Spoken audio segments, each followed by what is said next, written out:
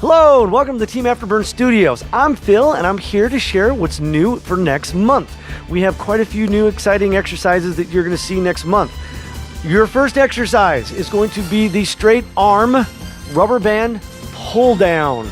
It's kind of like a pullover, but it is a pull down. So I'm going to get some distance between me and the secure point, or the anchor point. So normally on a pullover, when we do pullovers, the load is here to here. That's where the load is. Most of the load is back here, and then it gets easier. Obviously, not a whole lot load up here when you're using a dumbbell. Now, what we're gonna be doing is using rubber bands. We're gonna have a slight bend, engage the core, because we're always protecting our lower back. We're gonna have about a shoulder width stance so that we can get this arm down, and we're gonna pull it down just like that. Now, I'm gonna keep tension on that band. I want constant tension on my lat. My shoulders are down and back. My shoulders are not up or forward. They're down and back. So it's proud chest, and I'm gonna pull that right down to my side. That is really going to engage my lats. I'm also gonna work a lot of triceps on that. So for you people that want tricep exercise, you'd be amazed at how much tricep you're gonna get in this as well. But again, I keep my chest is up, my chest is out, my shoulders down and back, and I'm gonna come right down just like that. Now the way it's set up is you're gonna do one arm at a time. So you're gonna do your right side, then you're gonna go to your left side. Our next exercise is going to be the wide stance hamstring.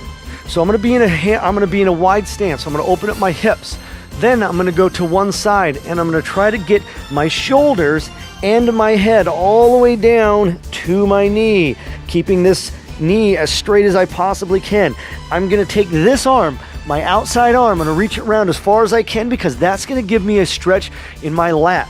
So not only am I getting a hamstring stretch here, I'm stretching out my hamstrings, I'm opening my hips, and I'm stretching out my glutes, but I'm also stretching out my lower back and my lat. So I get a lot out of this exercise. This is a great stretch there. And again, you're gonna do both sides. The next one, or the last one, is gonna be, it's a little bit new exercise, but it's based off of something old. So it's a pigeon stretch. So you're gonna bring this knee up, or this foot up, knee comes out. You don't want the knee underneath your body. You wanna try to get it outside, and your goal is to get this foot to 90 degrees. So you want this foot up here to 90 degrees. Now, I don't have that kind of flexibility, but some of you do. You're going to then take the same arm, same leg, grab. You're gonna grab your back foot and you're gonna get that heel into the glute. Then you're going to drop your shoulders all the way down to the ground. Now I'm keeping this arm straight out here because I'm stretching out my lat as well, but I'm gonna try to get my shoulders as low to the ground as I possibly can because I'm opening up my hips. I'm also stretching my quads. Tight quads, a very common issue with tight quads are knee issues or knee pain. We wanna make sure that you don't have any pain, any knee injury. So we wanna make sure that those quads are not too tight. That's why we're stretching those out. We always do a quad stretch. We always do a glute stretch, hamstring stretch, because the glutes and hamstrings are tied in. A lot of issues with the lower back. So that one, it sounds complicated, but it's actually not as complicated as it seems, but it is challenging.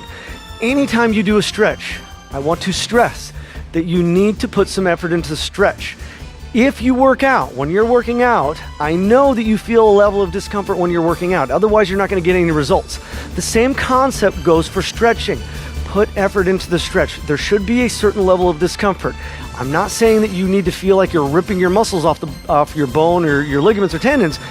That's going a little too extreme. However, you need to feel a certain level of discomfort. If you do, you will progress. Keep in mind, we do the same stretches for an entire month.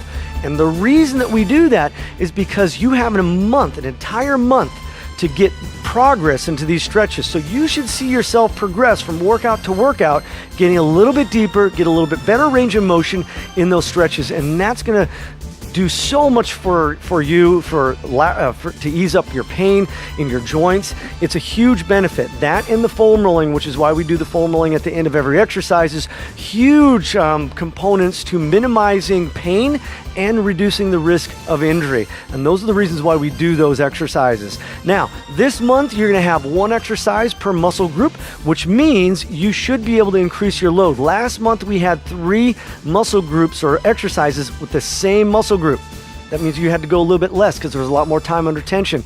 This time it's one muscle group one exercise per muscle group, so you should be able to increase that load. So your goal for this month is to try to increase your load on those resistance days. And there's what's new next month. And don't forget, if you know somebody who's struggling with weight loss, we have a 6-week no commitment offer for $75. Share it with your friends, and we'll see you at the studios. Team Afterburn, home of the 1,000 calorie burn, where we transform bodies and change lives.